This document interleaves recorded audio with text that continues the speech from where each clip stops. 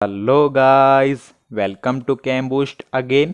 तो आज हम डिस्कस करने वाले हैं stereo chemistry of organic compounds का लेक्चर नंबर 7, जिसमें हम बेसिकली कवर करने वाले हैं एलिमेंट्स ऑफ सिमेट्री को, जिसमें हम सबसे पहले देखेंगे plane of symmetry, then centre of symmetry, then axis of symmetry and then alternate axis of symmetry. बहुत ही डेप्थ में देखेंगे। उसके बाद हम देखेंगे कुछ प्रोजेक्शन फॉर्मूला जैसे फिशर प्रोजेक्शन, न्यूमैन प्रोजेक्शन, साहोस projection and wedge dash projection. हालांकि एलिमेंट्स ऑफ सिमेट्री पर मैं ऑलरेडी एक डिटेल्ड लेक्चर दे चुका हूं सॉलिड स्टेट में। अगर आप उसे देखना चाहें तो उसे भी देख सकते हैं। एक हारमोनी बनी रहे चैप्टर में, तो मैं आपको एक बार और बता दे रहा हूं। तो चलिए लेक्चर को बिना टाइम वेस्ट किए स्टार्ट करते हैं।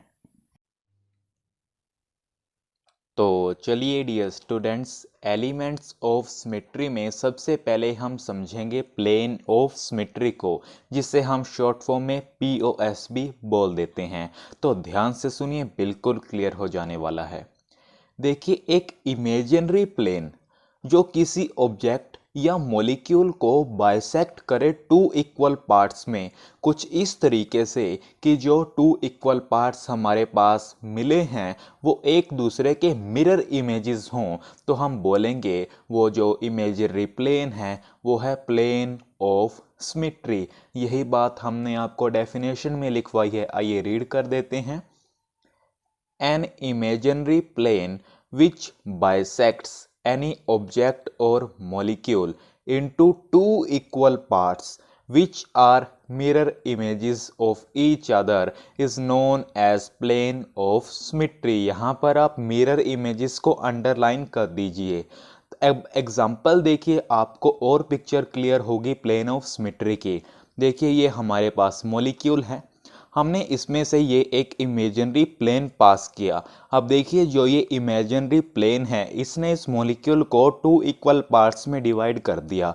और देखिए, जो टू इक्वल पार्ट्स हैं ये एक दूसरे के मिरर इमेजेस हैं कि नहीं, देख सकते हैं आप HCl HCl। क्लियर। इसी तरीके से इस मॉलिक्यूल में देखिए, हमने ये इमेजिनरी प्लेन पास किया, उसने इस मॉलिक्यूल को टू इक्वल पार्ट्स में डिवाइड किया, और हमारे पास जो टू इक्वल पार्ट्स ऑब्टेंड हुए हैं वो एक दूसरे के मिरर इमेजेस हैं। देखिए, H मिथाइल H मिथाइल, तो यहाँ पर हमारे पास क्या है, प्लेन ऑफ सिमेट्री। इसी तरीके से यहाँ पर भी हमारे पास क्या है, प्लेन ऑफ सिमेट्री। बहुत ही इजी तरीके से मैं आपको बता रहा हूँ। इसी तरीके से यहाँ पर फिशर प्रोजेक्शन में देखिए क्या होती है फिशर प्रोजेक्शन। जैसे जैसे हम लेक्चर में आगे बढ़ेंगे आपको बिल्कुल पिक्चर क्लियर हो जाएगी। For the timing plane of symmetry के कॉन्सेप्ट को समझिए। देखिए, ये हमने एक इमेजिनरी प्लेन पास किया। अब इस इमेजिनरी प्लेन ने इस मॉलिक्यूल को टू इक्वल पार्ट्स में बाइसेक्ट किया। अब देख सकते हैं कि अपर हाफ और लोअर हाफ एक दूसरे के मिरर इमेजेस हैं। तो ये क्या है हमारे पास, प्लेन ऑफ सिमेट्री। आप देख सकते हैं मिथाइल मिथाइल HHOH। आया फील प्लेन ऑफ सिमेट्री का। I repeat, elements of symmetry में हम सबसे पहले पढ़ रहे हैं प्लेन ऑफ सिमेट्री, जिसे हम शॉर्ट में POS भी बोल देते हैं। ये कुछ नहीं, बस एक इमेजिनरी प्लेन है जो किसी ऑब्जेक्ट या मॉलिक्यूल को टू इक्वल पार्ट्स में डिवाइड कर देता है, और जो टू इक्वल पार्ट्स हमारे पास मिलते हैं वो एक दूसरे के मिरर इमेजेस अगर हों तो हम बोलेंगे वो imaginary plane plane of symmetry है। अब हमने एग्जाम्पल देखा कि देखिए, इस प्लेन ने इस मॉलिक्यूल को टू इक्वल पार्ट्स में डिवाइड किया और वो एक दूसरे के मिरर इमेजेस हैं। तो ये क्या है, प्लेन ऑफ सिमेट्री। इसी तरीके से यहाँ पर और इसी तरीके से यहाँ पर। तो आप इसे नोट कर लीजिए, समझ लीजिए, फिर हम चलते हैं लेक्चर के नेक्स्ट सेगमेंट की तरफ। तो चलिए dear students, elements of symmetry में नेक्स्ट हम देखने जा रहे हैं सेंटर ऑफ सिमेट्री को, जिसे हम शॉर्ट फॉर्म में COS भी बोल देते हैं। तो आइए पहले रीड करते हैं, देन मैं आपको एग्जांपल के साथ एक्सप्लेन करता हूँ।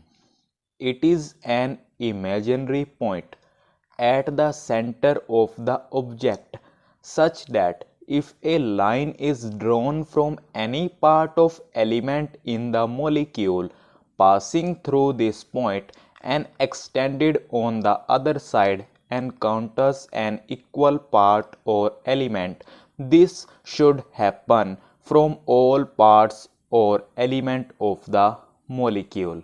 क्या कहना चाह रहा है कि सेंटर ऑफ सिमेट्री, हमारे पास एक इमेजिनरी पॉइंट है ऑब्जेक्ट के सेंटर पर, कुछ इस तरीके से कि अगर हम एक लाइन ड्रॉ करें मॉलिक्यूल में जो एलिमेंट प्रेजेंट है उनके किसी भी पार्ट से, कुछ इस तरीके से वो लाइन इस सेंटर से पास करे और हम उस लाइन को एक्सटेंड करें तो हमारे पास हम सेम एलिमेंट से एनकाउंटर करें। एग्जाम्पल से समझिए और पिक्चर क्लियर होगी।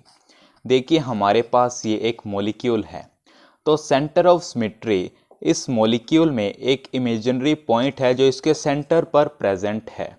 अब हमने ये लाइन ड्रॉ करी जो कि इस सेंटर से पास कर रही है, या बोलें तो इस इमेजिनरी पॉइंट से पास कर रही है। अब हमने इस लाइन को एक्सटेंड किया दोनों साइड। जब हमने इस साइड इसे एक्सटेंड किया तो हमारे पास क्या मिल रहा है, CH3।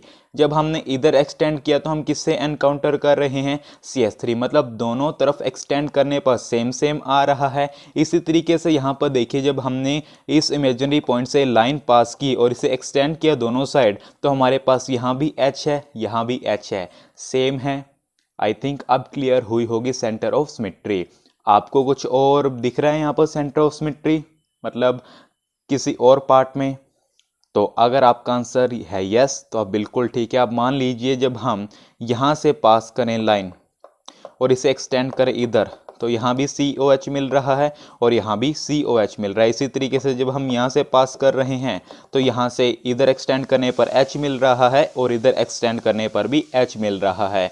आपके स्क्रीन पर इमेज शो हो रही होगी, वहाँ पर आपको थोड़ी और पिक्चर क्लियर हो रही होगी कि मैं क्या कहना चाह रहा हूँ। इसी तरीके से आप यहाँ पर देखिए, अब यहाँ पर हमने इसके जो मॉलिक्यूल है इसके सेंटर में एक इमेजिनरी पॉइंट लगाया और यहाँ से एक लाइन पास की और उसे एक्सटेंड किया दोनों तरफ, तो यहाँ पर भी H मिला और यहाँ पर भी H मिला। इसी तरीके से जब हमने ये वाली लाइन पास की इस इमेजिनरी पॉइंट से और उसे एक्सटेंड किया तो यहाँ भी R है और यहाँ भी R है, तो यहाँ पर भी क्या है, सेंटर ऑफ सिमेट्री। इसकी इमेज भी आपकी स्क्रीन पर शो हो रही होगी, थोड़ी और पिक्चर क्लियर हो जाएगी।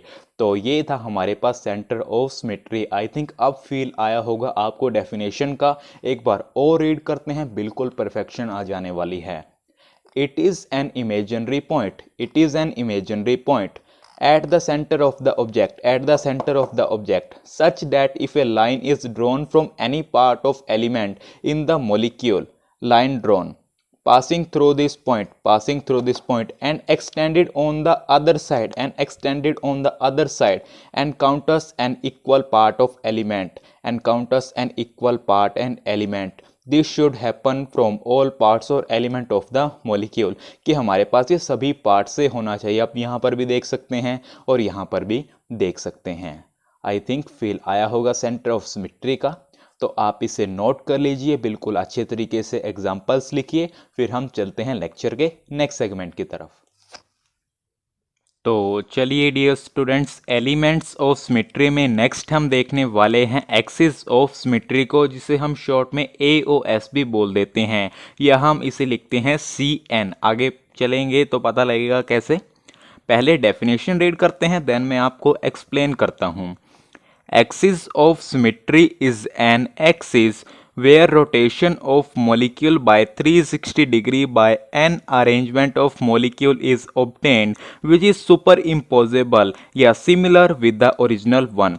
कि हमारे पास जो एक्सिस ऑफ सिमेट्री है वो एक एक्सिस है जिसके अराउंड हम अगर रोटेशन करें मॉलिक्यूल की बाय 360 डिग्री बाय n, और हमारे पास जो अरेंजमेंट मिले मॉलिक्यूल का वो ओरिजिनल वाले से सिमिलर हो या सुपर इम्पोजेबल हो, तो हम बोलेंगे जो एक्सिस है जिसके अराउंड रोटेशन हुई है वो है एक्सिस ऑफ सिमेट्री। एग्जाम्पल से देखिए, ये हमारे पास मॉलिक्यूल है, ये हमारे पास एक्सिस है। अब इसके अराउंड हमने रोटेशन की 180 डिग्री पे, तो हमारे पास रोटेशन के बाद जो अरेंजमेंट मिला, आप देख सकते हैं ये एक दूसरे पर सुपर इम्पोजेबल है। आगे कायरलिटी पढ़ेंगे, सुपर इम्पोजेबल टर्म और क्लियर होगी। फॉर द टाइमिंग अब इतना समझ लें कि ये एक दूसरे के सिमिलर हैं, तो हमारे पास ये जो एक्सिस हो जाएगी तो ये क्या होगी, एक्सिस ऑफ सिमेट्री। यहाँ पर n क्या है समझिए। अब हमने यहाँ पर 180 डिग्री पे रोटेशन की है, तो हमारे पास हम n को क्या रखें कि 180 डिग्री आए, तो n को जब हम 2 रखेंगे तो हमारे पास ऑब्वियस सी बात है 360/2 180 डिग्री आ जाएगा। तो यहाँ पर n का ये सिग्निफिकेंस है, यानी जब हम रोटेशन करते हैं मॉलिक्यूल की इस एक्सिस के अराउंड 180 डिग्री पर और हमारे पास जो अरेंजमेंट मिलता है मॉलिक्यूल का वो सिमिलर है ओरिजिनल वन से, तो हमारे पास ये हो जाएगी एक्सिस ऑफ सिमेट्री, या हम n=2 भी बोल सकते हैं कि n=2 रखने पर जो हमने रोटेशन करी इस एक्सिस के अराउंड, तो जो अरेंजमेंट मिली अगर वो सुपरइम्पोजेबल है ओरिजिनल वन से, तो हमारे पास ये क्या होगी, एक्सिस ऑफ सिमेट्री होगी। आई थिंक बहुत ही इजी वे में मैंने आपको बता दिया, आप इसे नोट करें, फिर हम चलते हैं लेक्चर के नेक्स्ट सेगमेंट की तरफ। तो चलिए dear students, elements of symmetry में अब हम डिस्कस करेंगे अल्टरनेट एक्सिस ऑफ सिमेट्री को, जिसे हम शॉर्ट फॉर्म में AAOS भी बोल देते हैं। तो आइए पहले रीड करते हैं, देन मैं आपको एग्जाम्पल के साथ प्रॉपर एक्सप्लेनेशन देता हूँ। A molecule possesses an n-fold alternating axis of symmetry if, when rotated through an angle of 360 degree by n about this axis and then followed by reflection in a plane perpendicular to the axis, produces image that is indistinguishable from the original molecule. It is represented by Sn where n is equal to 360/θ। क्या कहना चाह रहा है कि अगर हम बोलें कि एक मॉलिक्यूल है वो n fold alternating axis of symmetry possess कर रहा है, तो इसका मतलब जब हम उस मॉलिक्यूल को रोटेट करेंगे 360 डिग्री बाय n एंगल पर अबाउट दिस एक्सिस, और उसके बाद हमारे पास जो अरेंजमेंट मिलेगी, हम उस अरेंजमेंट की रिफ्लेक्शन लेंगे एक प्लेन में जो कि इस एक्सिस से परपेंडिकुलर होगा, और रिफ्लेक्शन लेने पर जो इमेज प्रोड्यूस होगी वो ओरिजिनल वन से इनडिस्टिंग्विशेबल होगी, यानी वो बिल्कुल उसी के सिमिलर होगी। तो ये बात हमारे पास अल्टरनेटिंग एक्सिस ऑफ सिमेट्री कह रहा है। एग्जाम्पल देखते हैं, कोई डाउट नहीं रह जाने वाला है। अब देखिए हमारे पास ये मॉलिक्यूल है, हमने इस एक्सिस के अराउंड इसे 180 डिग्री पर रोटेट किया, या हम बोल सकते हैं S2। क्यों बोला ऐसे, क्योंकि हमारे पास n=2 पर ही तो थीटा 180 डिग्री आएगा। यही बात तो अभी हमने आपको एक्सिस ऑफ सिमेट्री में समझाया है। तो हमारे पास ये अरेंजमेंट मिल गई। अब जब हमने इसकी रिफ्लेक्शन ली एक प्लेन में जो कि इस एक्सिस से परपेंडिकुलर है, आप देख सकते हैं एक्सिस कुछ इस तरीके से है, ये प्लेन कुछ इस तरीके से है, तो हमारे पास जो इमेज मिली है, देखिए ये ओरिजिनल वन से इनडिस्टिंग्विशेबल है कि नहीं, तो ये हमारे पास क्या हो गई, अल्टरनेटिंग एक्सिस ऑफ सिमेट्री। और कितने fold alternating axis of symmetry होगी, 2 फोल्ड, क्योंकि n=2 पर ही तो हमारे पास 180 डिग्री आया है। और इसके बारे में सॉलिड स्टेट में हम ऑलरेडी ही बहुत ही अच्छे तरीके से डिस्कस कर चुके हैं, तो आप इसे नोट कर लीजिए। फिर हम चलते हैं लेक्चर के नेक्स्ट सेगमेंट की तरफ। तो चलिए डियर स्टूडेंट्स, अब मैं आपको बताने जा रहा हूँ प्रोजेक्शन फॉर्मूला के बारे में, जिसमें सबसे पहले हम देखेंगे veg dash representation. Stereo chemistry को अगर समझना है तो आपको इनके बारे में ज़रूर पता होना चाहिए। तो चलिए सबसे पहले हम देखेंगे वेज डैश। देखिए जो ये ऐसे हमारे पास शेडेड करके दिखाया होगा उसके लिए हम वर्ड यूज़ करेंगे सॉलिड, और ऐसे डैश्ड करके बनाया होगा तो हम उसके लिए वर्ड यूज़ करेंगे डैश्ड। तो अब समझते हैं कि किस तरीके से हम इसे देखेंगे। बेसिकली ये है हमारे पास wedge and dash representation of methane. अब जो ये डैश्ड करके दिखाया गया है, इसका मतलब है कि जो ये बॉन्ड है ये ऑब्जर्वर से अवे है। लिख देते हैं ये बात, बॉन्ड अवे फ्रॉम ऑब्जर्वर। जिस तरीके से ये ब्लैक बोर्ड है, इसके पीछे अवे फ्रॉम ऑब्जर्वर। इसी तरीके से जो ये सॉलिड है, इसका मतलब है कि हमारे पास जो ये बॉन्ड है ये है टुवर्ड्स ऑब्जर्वर। कुछ इस तरीके से लिख देते हैं, बॉन्ड टुवर्ड्स ऑब्जर्वर। और जो ये थिन लाइन में दिखाए गए हैं, इनका मतलब है कि जो ये बॉन्ड्स हैं ये बोर्ड के प्लेन में है। अगर आप पेपर पर ड्रॉ कर रहे होंगे तो हम बोलेंगे कि जो ये बॉन्ड्स हैं ये हमारे पास पेपर के प्लेन में है। तो ये हम इसी तरीके से लिख देते हैं, bonds in plane of paper. काफ़ी इंपॉर्टेंट चीज़ें हैं, ये पता होना चाहिए। अगर आप स्टीरियोकेमिस्ट्री सीखना चाहते हैं तो आप इसे नोट कर लीजिए, फिर मैं आपको दूसरा बताऊंगा। और यहाँ लिख भी लीजिए, ये है हमारे पास wedge and dash representation of methane. जो ये हमारे पास सॉलिड वाला है इसका मतलब बॉन्ड टुवार्ड्स ऑब्जर्वर, डैश वाला है बॉन्ड अवे फ्रॉम ऑब्जर्वर, और जो ये थिन है इसका मतलब है कि ये बॉन्ड पेपर के प्लेन में है। तो आप इसे नोट कर लीजिए। तो चलिए डियर स्टूडेंट्स, प्रोजेक्शन फॉर्मूला में नेक्स्ट हम देखेंगे साहोस प्रोजेक्शन। बेसिकली इस प्रोजेक्शन में हमारे पास ये कार्बन कार्बन बॉन्ड होता है, ये सेंटर में है कार्बन, इसी तरीके से ये कार्बन, इसी तरीके से ये कार्बन, ये एक दूसरे से कुछ इस तरीके से जुड़े होते हैं। इस टाइप की जो प्रोजेक्शन है ये होती है साहोस प्रोजेक्शन। इसे 3D में विजुलाइज करने की कोशिश करें। ये बेसिकली इसके पीछे है, मैं आपको समझाने की कोशिश करता हूँ। अब देखिए हमारे पास मैंने मान लीजिए ये वाला जो है ये ऐसे ड्रॉ कर दिया, ये वाला कुछ इस तरीके से, इसी तरीके से जो ये वाला है ये सेंटर में हो गया कार्बन, ये उसके ऊपर दो बॉन्ड हो गए। तो ये हमारे पास कुछ इस तरीके से होंगे, पीछे होंगे एक तरीके से। इसी तरीके से ये हमारे पास कुछ इस तरीके से भी बता सकते हैं, ये सेंटर में कार्बन, ये एक दूसरे के साथ कनेक्टेड हैं, और ये हमारे पास इनके साथ कुछ भी हो सकता है। तो ये हमारे पास है साहोस प्रोजेक्शन। इसके बाद हम देखते हैं न्यूमैन प्रोजेक्शन। तो चलिए अब हम देखते हैं न्यूमैन प्रोजेक्शन। बेसिकली हमारे पास जो ये मैंने डॉटेड दिखाया है ये हमारे पास है फ्रंट कार्बन, और ये इसके साथ यहाँ पर कुछ भी अटैच हो सकता है। इसी तरीके से हमारे पास जो ये सर्कुलर दिखाया है तो ये बैक वाला कार्बन है, और इस पे जो लगे हुए हैं उनको मैंने डैश से रिप्रेजेंट कर दिया है। ये जो प्रोजेक्शन है इसे हम बोलते हैं एक्लिप्स्ड, यानी बिल्कुल एक के पीछे है। इस तरीके से यहाँ पर ये जो फ्रंट कार्बन है यहाँ पर मैंने डॉट से दिखाया हुआ है और ये यहाँ पर कनेक्टेड हैं। इसी तरीके से जो बैक वाला कार्बन है उसको मैंने सर्कल से दिखाया हुआ है, और इसके ऊपर जो हमारे पास अटैच है ये कुछ इस तरीके से। ये जो फॉर्म है इसे हम बोलते हैं स्टैगर्ड फॉर्म, यानी बिल्कुल एक दूसरे से मैक्सिमम डिस्टेंस पर है, और यहाँ पर बिल्कुल एक बॉन्ड के पीछे बॉन्ड है, तो यहाँ पर एक्लिप्स्ड है। आई थिंक थोड़ी नॉलेज मिली होगी यहाँ पर, तो आप इसे नोट करें। फिर हम लास्ट प्रोजेक्शन देखते हैं जो है फिशर प्रोजेक्शन। तो चलिए डियर स्टूडेंट्स, प्रोजेक्शन फॉर्मूला में फोर्थ हम देखेंगे फिशर प्रोजेक्शन।